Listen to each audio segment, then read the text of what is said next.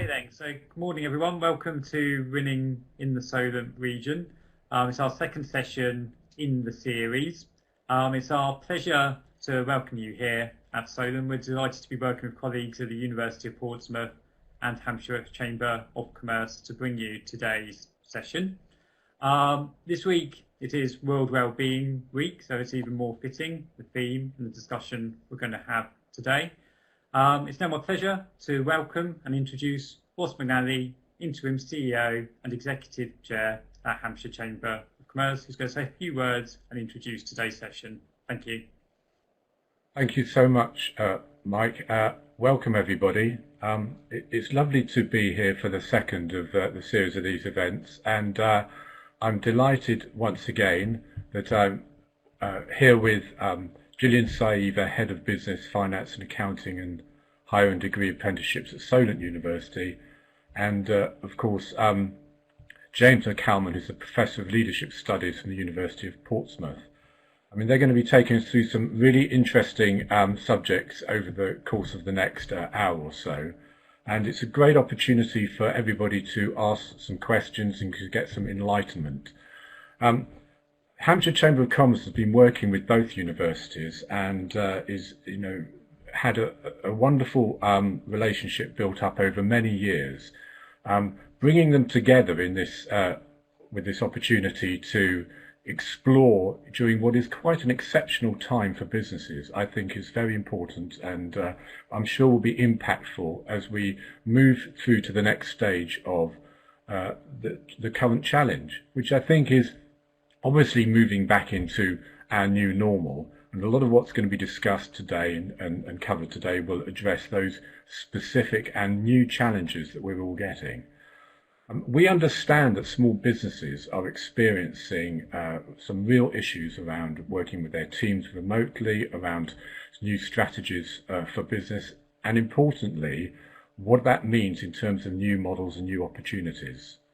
The work that we do with the universities and their involvement as recognised under Small Business Charter really is invaluable, and we hope that this is starting of a building of a relationship in the coming months and years, which will take on new subjects and new issues and help you through those particular challenges.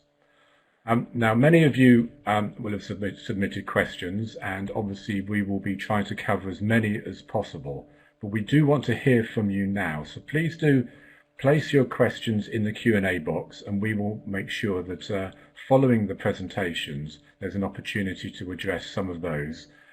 We're trying to get as much done as possible, but even those that don't get answered today, we will be responding to you and get out to you with some information advice based upon the presentations that you will see today.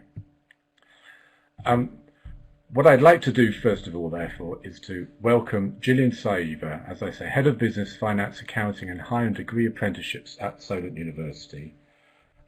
She's going to be looking at the whole situation around the new normal and how we can lead and support colleagues through changes. Over to you, Gillian. Thank you very much, Ross, for that lovely introduction, and hello and good morning to everyone on this event this morning. Lovely to have you here with us. So I'm not sure how many of you joined the first Winning in the Solent region event where we looked at managing the new normal. I am going to draw on some of the content that we talked about the last time because it just underpins what we're drilling further down into today, and really looking in more detail at leading and supporting colleagues through change. We work very closely with the Chartered Management Institute at Solent University, so you will see their library at the bottom of the screen. And what I will be doing is drawing off their body of knowledge, the Better Managers Manual, which was published just after the COVID crisis hit, and has been a pillar of strength for a lot of managers across the business community. So really just reflecting, we know that we are trying to navigate our way through this new normal.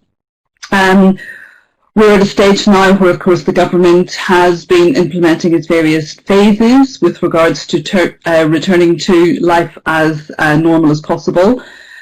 But I think it's very true that we all are still recovering from indeed the impacts of just really the shock of COVID. It was sudden, it was dramatic, it has been life-threatening, and indeed it has taken many lives away of loved ones, which is the very sad impact of it all. And of course it is the uncertainty really that hangs over everyone that causes a great element of stress. But I think we believe moving forwards, we're in this post-pandemic world, it's really important that we do try and navigate that as sustainably as possible.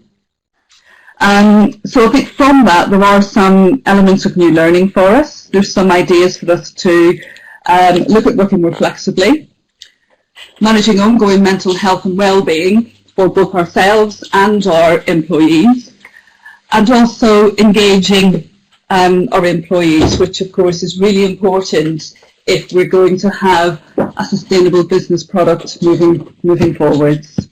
So we're just going to drill down on those in a little bit more detail. So reflecting on flexible working and its benefits, this was a slide that was shared during the session last month. And you can see the stats here. You all may be aware that obviously there is a legal expectation of organisations now that they do offer flexible working for their employees. And this was actually in place before COVID-19 hit. What we have seen, of course, is businesses forced to go into the working from home approach. So, of course, flexible working is brought fully onto the table for discussion. I've highlighted in red here, current remote working situations may not be perfect. It could provide the foundation for a sustainable future for flexible working for yourself and for your staff.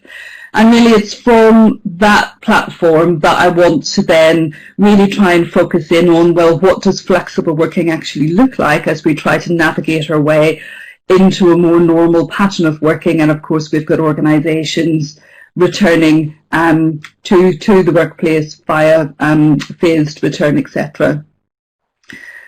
I think what has been a great learning experience for everyone, and this is managers, leaders, everyone on the shop floor, is that the experience of actually working in a home environment has actually opened up new opportunities. It's made people think about how they actually do their work, where they do their work, but most importantly, where they're actually most productive. And that productivity question is something that the government are very focused on. It's something that the Business, Enterprise and Industrial Strategy Department of the government are very focused on. And as we seek to come out of this crisis and get businesses moving again, a big question is actually around that productivity. And we know a lot of that can sit around how do you actually get the best out of your people. So it's looking at, well, what does this flexibility for everyone look like? I think it's really important that managers and leaders do actually listen to how their employees have perhaps coped during the time of the lockdown when they were indeed working from home, what worked for them, what didn't work for them. I think be very flexible and open to how you may want to structure the alignment of your people within your business as you seek to open your business again. So there's various modes such as flexi time. You may look at compressed hours. There may be job shares to get the maximum amount of talent into your business, and of course part-time working options. I have mentioned here obviously the reduction in the gender pay gap, and we know that the government is very committed to being able to empower more females into the workplace and of course report on a reduction in that gender pay gap moving forwards.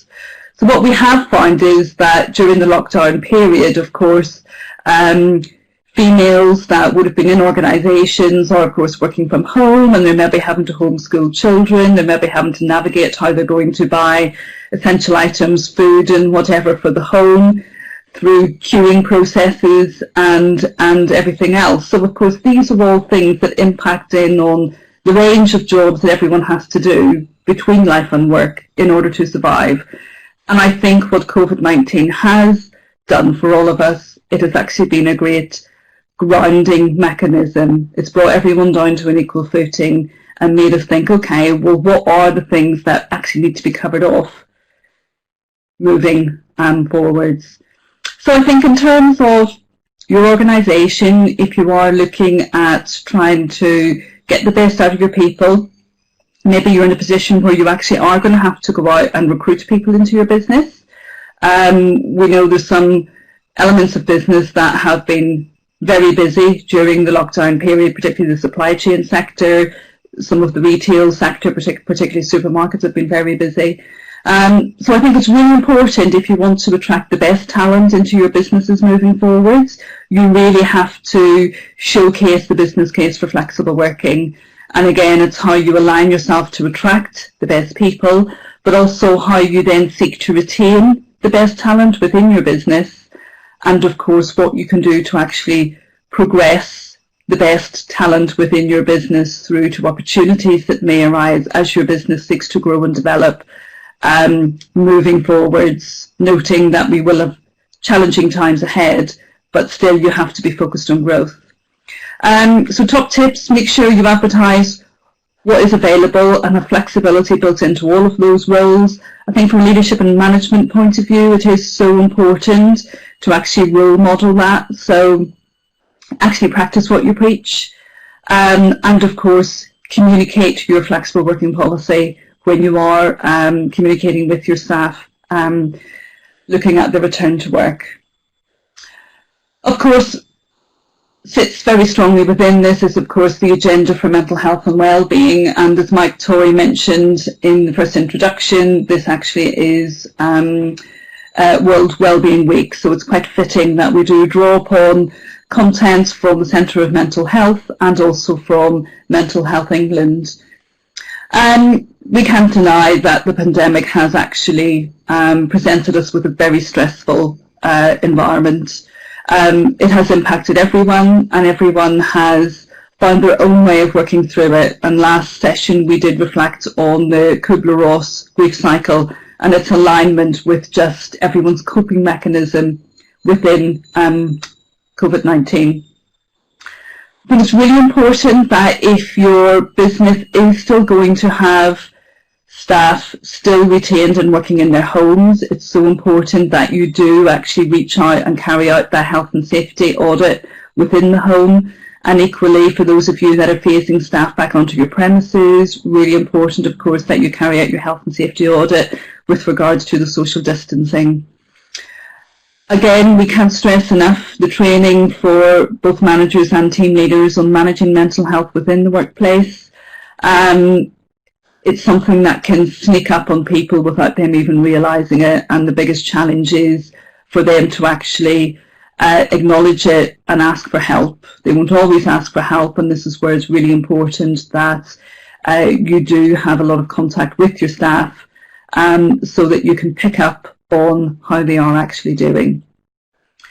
Clear stats there presented around the impact that it actually has on the economy, workplace costs, and of course reduced productivity. I think something to draw upon is just the awareness around burnout and stress, and a lot of people may well join with me and reflect that during the home working aspect of the pandemic, a lot of people cite actually working extra hours because of the homogeneous nature of the home life and the work life being combined together. We're very aware that this is something that everyone needs to be aware of, and it's the active contact of managers with their staff and ensuring that staff can push back and actually build some boundaries between home life and work life. Mental health coping strategies. Mental Health England, their CEO Simon Blake actually was interviewed by the CEO of the Chartered Management Institute, Anne Franca, and in that interview he did share coping strategies that people can just reflect on. Taking the time to breathe, taking the time to talk and listen and actually share, and most importantly actually getting out and enjoying nature and enjoying the impacts from that. And we do know that that was quite a natural reaction that a lot of the general public had during lockdown, whenever our Prime Minister only allowed 1 hour of exercise per day. And we know that there was people going out and exercising that maybe hadn't exercised before. There was dogs that were exhausted being walked because everyone was using the opportunity to get out. So I think in some aspects it has drawn upon some people's focus to actually want to get out, and they've seen nature as being something to really work with. As I said earlier, maintaining the clear communication is just so important as you navigate your way forward with your staff. Making sure you check in with them, building connections for that remote working, and this, which I believe is a really good killer question, but in the right way, and this was something that the Mental Health England CEO recommended when you are going on a call with someone for the first time. Not just saying, how are you? It's how are you and what are you doing to look after yourself? And I think that's a very key question, because what it's doing, it's actually putting the responsibility onto the individual, but it's actually citing that the leader and manager is actually really connected to the fact that everyone is an individual and everyone may well have their own method of coping strategy within that. The circle of concern, circle of influence. This is by our old friend Stephen Covey, the author of The 7 Habits of Highly Effective People, which you may be familiar with. And I think it's important that we just reflect on this, particularly with it being Wellbeing Week.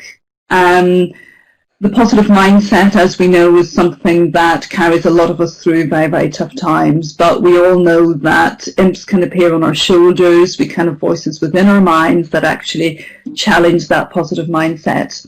So with that, it's just really being aware of the circle of concern, and if you let the negative mindset be dominant within the circle of influence, this is where you will default to actually blaming other people, blaming the environment around you, but not actually embracing the positive mindset and actually taking ownership and control of your actions and behaviours. And this is something that, of course, as people start to merge and work together again, it's so important that a positive and motivated and engaged workforce are there to help build your business forwards.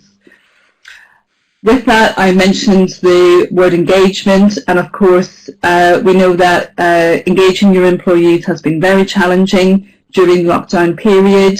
We have seen great examples of people trying to bring about these moments of joy, whether it's teams wearing funny hats or having quizzes after work times online and so forth, just to sort of bring back that camaraderie that exists within the workplace and actually is a strong part of job satisfaction, and that a lot of us really yearn for. I think it's important that you can empathise with everyone. Everyone's journey will be individual. If you have an employee assistance programme, it's important you do communicate that to your staff and also provide recognition for all of that work done. That's certainly very important. Something I just want to leave you with as I finish up here. As mentioned earlier, you know, how are you and what are you doing to actually manage your own mental health today? We all know that when we disconnect, we can then fully connect to what matters most. Having that 1 hour out to have some exercise during the day, we know that everyone comes back to their work feeling very refreshed. So in the spirit of Mental Health and Wellbeing Week, I want to challenge you all between now and our next Winning in the Solent region event next month to actually encourage yourself, remember you have to lead by example, and your staff to actually take a sabbatical hour. We all know we would love to be able to take a full year sabbatical and go off somewhere nice, but that isn't possible. But what we can do is do what we can, and that is take a sabbatical hour. Whether that's a walk somewhere that you feel relaxed and empowered in, do it, maybe doing an activity, going for a socially distanced walk with a loved one or whatever. What we would encourage you to do is actually do a selfie of yourself or share the vista that you're indeed looking at or what you're involved with. We want you to share it and hashtag us in at hashtag WISR 2020. And for our next event in July, what we will do is identify the one that we felt was most compelling, and we will make contact with that individual before the July Winning in the Solent Region session, and we'll actually draw down some meaning and further narrative around that, so you can play your part in actually contributing to the voice for the next session. So we look forward to seeing your hashtags coming in from your sabbatical hours, and I will be contributing myself. So ultimately, managing change one step at a time is what I'm going to leave you with, and allow James to come back in on that. We know we can't expect miracles right away, but with little tiny steps, we all will get there in a supportive environment for all. Thank you, and James, over to you. I'm going to take you a walk through a garden. It's called the Change Garden. Basically, what I have used this in the past with is with organisations and teams within organisations, trying to get them to recognise how and where they are and how they can move on from that. So we use the analogy of a change garden, and the change garden has a number of different plots, and the plots are identified with where you are on the sort of path to change. This has been very rudely adapted from Kubler-Ross's model on how we cope with grief, and organisations using it or trying to adapt it in terms of moving forward with change. So you sit in one of the four change plots. One is contentment, one is denial, one is confusion, and one is renewal. And there are some difficult change issues in some of these plots in the garden. So for example, if you're in contentment, and I would suspect given where we are in terms of what's going on over the last 3.5 months, none of us are sitting in contentment. You can get quite used to, as an organisation, being relaxed and content, even to the point where it's so comfortable you go into the little sun trap and forget that you actually have a business and that the business can be caught up by competitors, etc. Let me move on. So signs of contentment are things like, once we get out of this lockdown nonsense, we'll just go back to business as usual, or business as normal, because it isn't broken, so why do we need to fix it? It's a kind of ignoring the truth, ignoring what's happening in the world. It's about being uninformed and not having a desire to take on the idea of the notion of change. So it's quite an arrogant place to be. Big multinational companies who have monopolistic positions within their particular marketplaces have this arrogance of contentment. And lo and behold, it's not surprising that they get caught by small, dynamic, faster organisations because they lack a sense of urgency. So it may be that if we're looking at this change garden as how it reflects an individual in your workplace, you may reflect on who is saying these types of things and what is leading them to that, having that lack of urgency. It was interesting. I was watching, as I do of an evening, watching Burnley play Manchester City last night.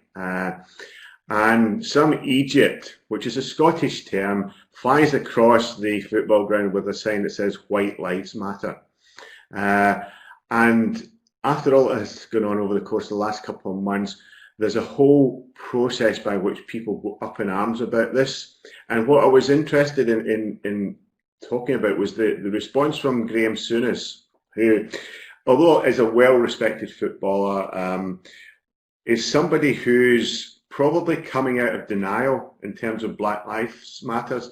He's probably the sort of person who has said, you know, it doesn't matter to me in the past, but he stood in front of a camera, or sat in front of a camera last night and said, I need help with this because I was in denial and I'm moving out of denial. And I think quite a lot of our organisations might be in this process of denial, you know, trying to get back to the past, maintaining the fact that we've always done it this way, so we'll always do it this way. So people or teams who are in denial are not listening about the need for change reflecting on the past, focusing on defending the past rather than moving to the future.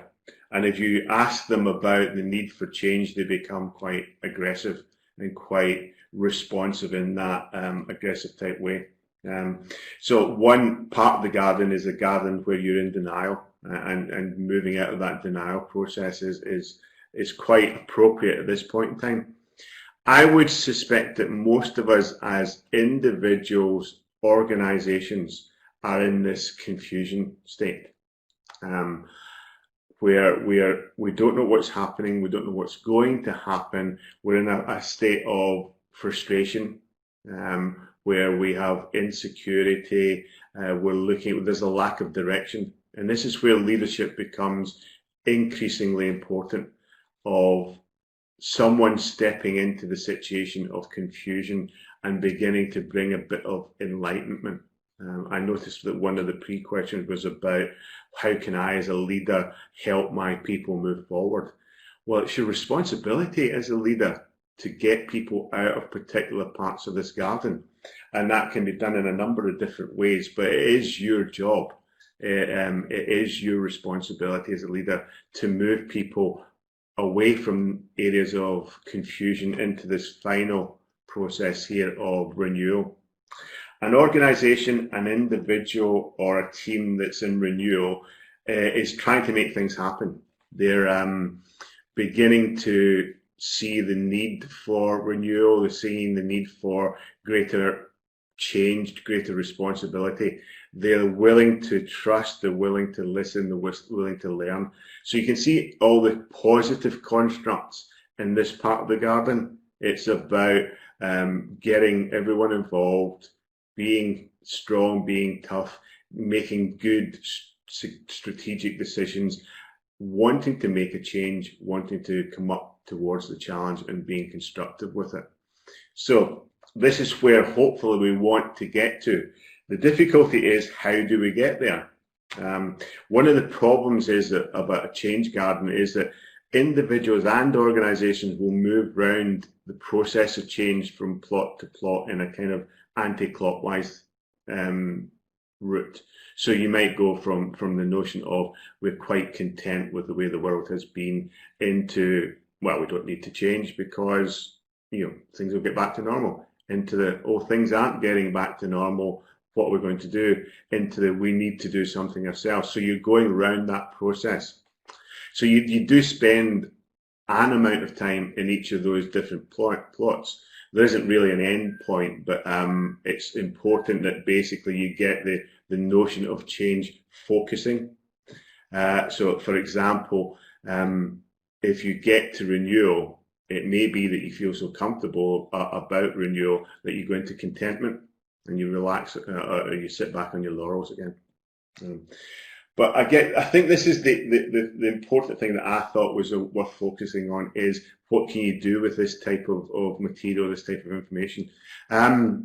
One thing to do with it over the course of maybe the next couple of days is think about, who do I know that I can use this type of material with?